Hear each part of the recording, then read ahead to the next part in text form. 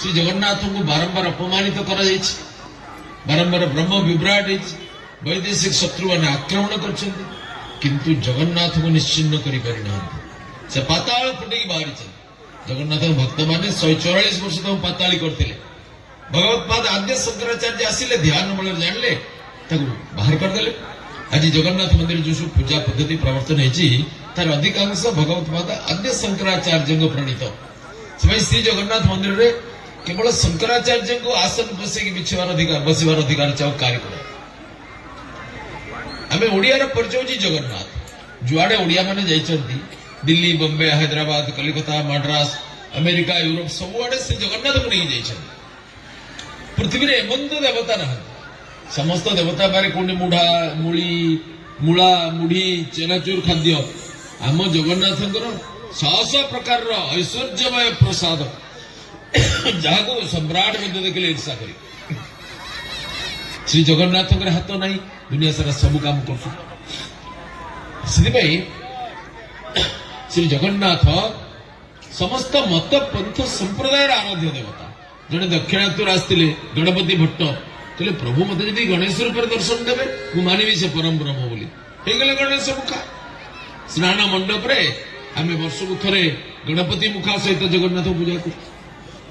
ଗୋସ୍ୱାମୀ ତୁଳସୀଦାସ ଏବଂ ହନୁମାନ ଏ ଦି ଜଣଙ୍କର ଆରାଧ୍ୟ ଦେବତା ହେଲେ ଭଗବାନ ଶ୍ରୀରାମ। ଏମାନେ କହିଲେ ଆମେ ତ ଜାଣିଛୁ ଯେ ରାମ ସିଏ କୃଷ୍ଣ, ସେ ହିଁ ଜଗନ୍ନାଥ, କିନ୍ତୁ ଆମର ଇଷ୍ଟ ଦେବତା ହେଲେ ଜଗନ୍ନାଥ, ଏ ଶ୍ରୀରାମ। ସେଇ ରୂପରେ ଦର୍ଶନ ଦେଲେ ଆମେ ମାନିବୁ ତୁମେ ପରମ୍ପରା ବୋଲି।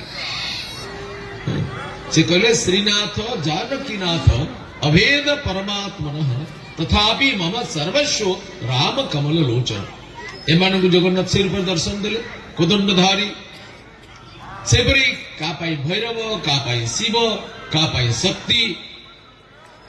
କହିଛି ୟଂ ଶୈବା ସମୁପାସତେ ଶିବ ଇତି ବ୍ରହ୍ମେତି ବେଦାନ୍ତିନ ବଦ୍ଧା ବୁଦ୍ଧ ଇତି ପ୍ରମାଣ ପଟବଃ କର୍ତେତି ନୈୟାୟିକାଃ अर्हन् नित्यत जैन शासन रतः कर्मेति मीमांसका स्वयंगो विदधात वांछित फलम त्रैलोक्यनाथो हरि।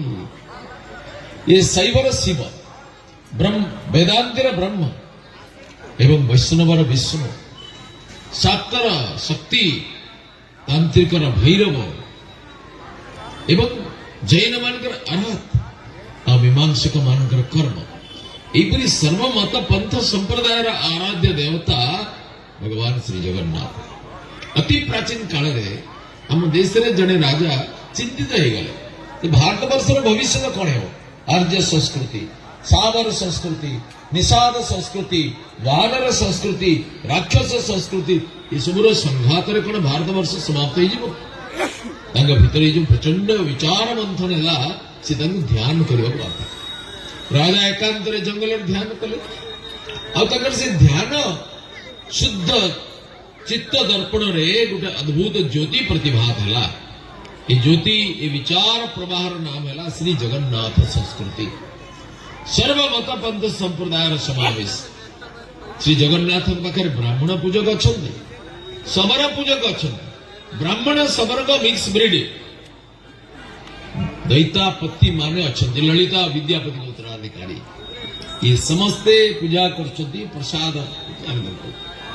500 वर्ष तले बलराम दास नामक जने महान संत, जने प्रचंड आध्यात्मिक विभूति, से लक्ष्मी पुराण नामक एक क्रांतिकारी ग्रंथ रचना कले। संभवतः ता पूर्व ए राज्य रे जातिभेद प्रबल थे। आपण समस्ते जानिछंती से ग्रंथर परिणाम रे आज लक्ष्मी देवी शर्त करथिले। आख्यायिका लंबा कहूनी जे हाड़ी पाण कंडर जा घरे थिले जगन्नाथ लक्ष्मी देवी आसबे, सबुआडे बुली बुली आसे, मंदिर बारण करा जीवन। 36 पाटक आचंडाल ब्राह्मण परस्पर पुत्र छड़ा छड़ी करी खाइबा। आज भी से परंपरा चलছে, আমি ছড়াই খাও।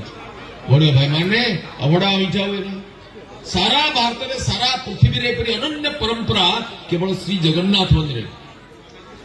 जाति भेद अस्पृश्यता विरुद्ध रे गोटे प्रचंड विद्रोह होची श्री जगन्नाथ संस्कृति। तार एकमात्र समाधान से जगन्नाथ। आसंतु आम समस्ते मिसिकी से मंत्र को आपणे नवा, भक्तर कौन जाति ना। शारदा माता विभिन्न जातिर लोक बस सांगे भक्त मान खाते कि प्रतिवाद करते 150 वर्ष तले। से कहले भक्तिर कोनो जात नहीं, ଜଗନ୍ନାଥ ସଂସ୍କୃତି ହେଉଛି ଏହି ମନ୍ତ୍ରର ସ୍ପଷ୍ଟ ପ୍ରତିଚ୍ଛବି। ଆସନ୍ତୁ ଆମେ ସମସ୍ତେ ମିଶିକି ମହାପ୍ରଭୁ ଶ୍ରୀ ଜଗନ୍ନାଥଙ୍କ ଚରଣରେ ଆତ୍ମସମର୍ପଣ କରିବା। ଦୁନିଆକୁ ଯୁଦ୍ଧର ଘନଘଟାରୁ ରକ୍ଷା କରନ୍ତୁ, ହିଂସ୍ର ମନୁଷ୍ୟତାକୁ ସମାପ୍ତ କରନ୍ତୁ, ମାନ ଭିତରେ ପ୍ରେମର ଝରଣା ପୁରି ଯାଉ। ଜଗନ୍ନାଥଙ୍କର ସମସ୍ତ ସନ୍ତାନ ମାନଙ୍କର କାତର ପ୍ରାର୍ଥନା। ବୋଲ ଶ୍ରୀ ଜଗନ୍ନାଥ ମହାପ୍ରଭୁ କି, ଭାରତ ମାତା କି, ବନ୍ଦେ